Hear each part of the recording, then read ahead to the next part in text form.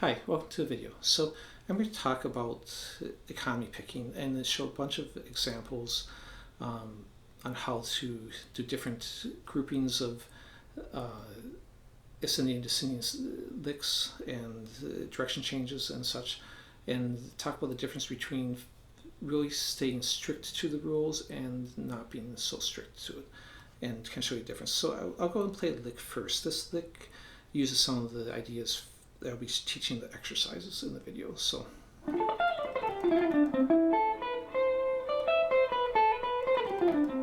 just a simple thing, all in C major. So let me go ahead and just start off by playing the C major scale, and there'll be tab for all this I'll show at the end.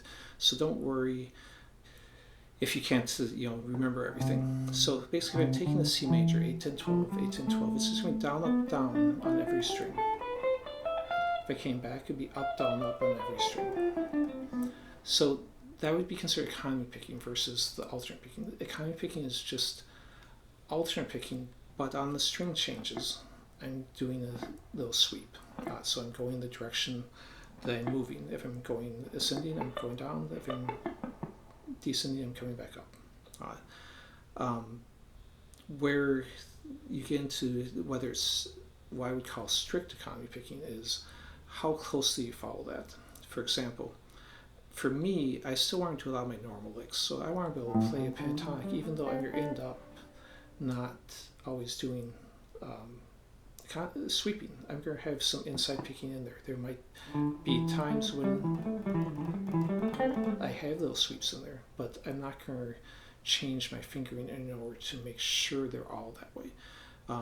Compared to Frank Gambale, he's who actually got me started doing this. He was a teacher at Musicians Institute when I went there in 86, 87. So I actually I patterned my playing after him. And if you look at this book, this was the first book that came out on economy picking, where it really made it into a systematic system.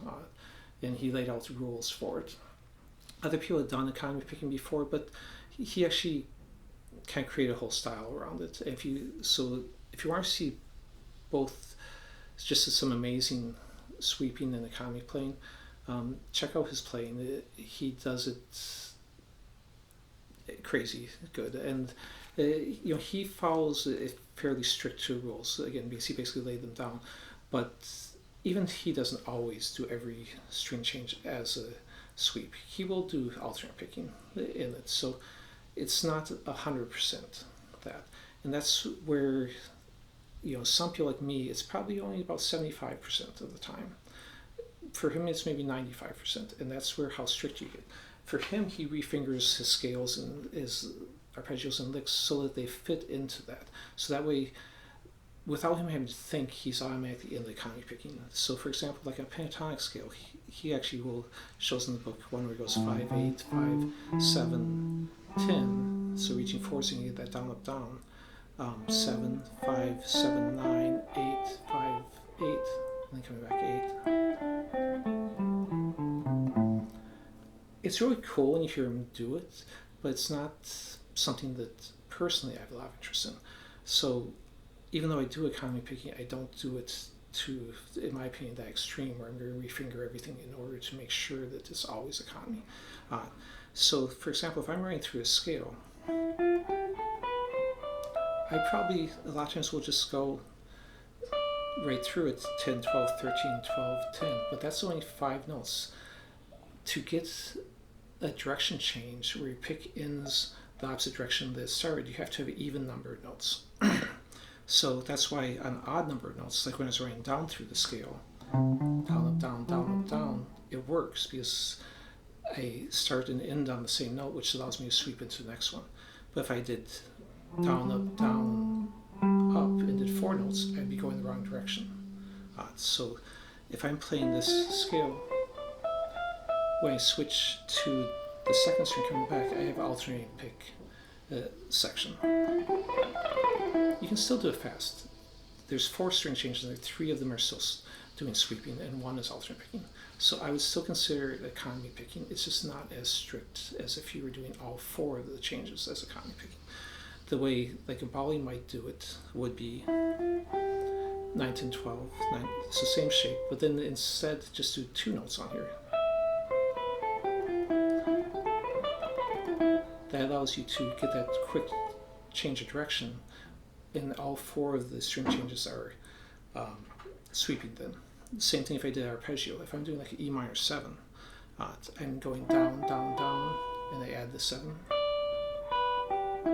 But that gives me a 3-note grouping on here, so it's down, up, down. So if I'm going to pick that, it still can, again, build up the speed because I have one alternate pick section and it's inside picking, which is faster than outside picking. Anytime it's outside, I'm sweeping on it. But how some people get around that so that they can get it all economy picking or all sweeping on it is just do a pull off here. And then that would give you down, down, down, up, up, up. Or a way that, again, Frank will do it on some of his stuff is go down, down, and leave off this extra note. It's not extra, but you play it twice, so it doesn't change arpeggio if you leave it off. So 9, 8, 10. And there's nothing wrong with that. I like those licks too. So that's what I mean. It's not either or. You can do both. Because there are times when maybe I want this. There are times when maybe I want that. So I will do strict, and sometimes I'll do a blend with the alternates more sometimes. So let's go and practice some of the string changes and the different ways to do this stuff. So if I take that 2-note one, I'm just going to play a scale. 9, 10, 12 here, and then 9, 10. So basically I'm continue to ascend up the scale, but then instead of doing 3 notes, I only do 2, and then I come back. So down, up, down, down, up. And the tab will have picking directions on it too, so don't worry about it. So you can work that. And you could just repeat that. And then you could also do the descending version. Again, descend 2 notes and then just come back. And then you could combine those together. And then work up to speed. And if working up to speed is difficult for you, I recommend isolate and just do a pick. Do down, up, down, down, up, up, down, up, down. Until you can do it quickly without thinking, because it takes one element out. Plus you won't wear out your hand trying to do 1,000 reps on the picking side. Which especially as you get older like me, my hand gets tired and it's like, okay, well, I'll just do the picking part on it. And it's a good way to isolate that. Okay, so let's go and jump into some other things. So if you have that picking down, then it doesn't matter which 2 notes you do. You could do any combination. So I could go 9, 10, 12. Instead of going 9, 10, I could do 10, 9. And the same thing, go 10, 12 here. So once you get the picking, you can do a lot of variations. And then, of course, so I was saying that on string changes, you want even numbers. So I could do a different, like 4s instead of 2s. So let's take 10, 13, 12, 10. So that gives me a down, up, and gets me going back the other direction. So if I put an exercise like the other one, I start down the scale, then I reverse, do the same idea on the descending side, and then I can build up my speed with it. Of course, you can change the odd notes too, the ascending and descending. So, for example, to give it more interest, I might be descending the scale and then add extra 2 notes. And that would give me a down, up, down, down, up. So it gives me a 5-note grouping, so it's still odd number. So then I can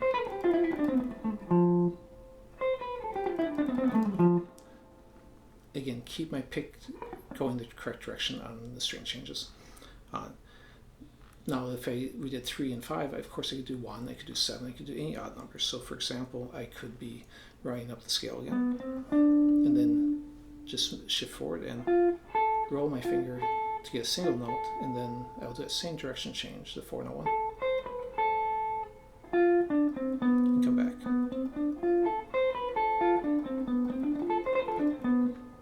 So that would be another option. You can work that anywhere in your scales. You can take any scale you want, and you can work in a single note mixed in with the 3 notes, or a 5-note grouping mixed in with the 3 notes.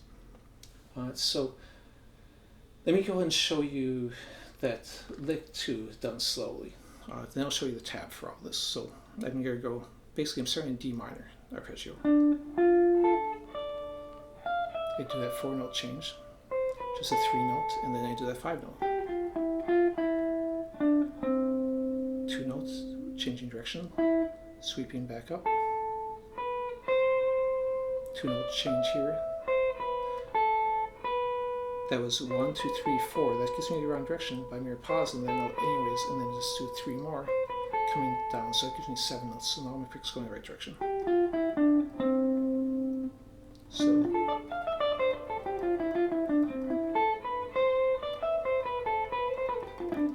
So that was that lick then. Okay, so here's a tab for all this. So the first line I have is just a C major scale. Then I show the 2 notes, ascending and descending direction change. Then I combine the 2 together on the second line right there. Then I show just the picking for that same exercise. Then over here, everything's backwards, so it throws me off. Over here is the changing the 2 notes. Then I come down here to the 4-note pattern that I did, and the 5-note descending drill, and the 1 note with the 4-note direction change, and the last one being that lick I did. And then if you do want to try that crazy pentatonic scale of Frank's, that's that at the bottom. Okay, so thanks for watching. I'll be doing a bunch more videos on economy picking.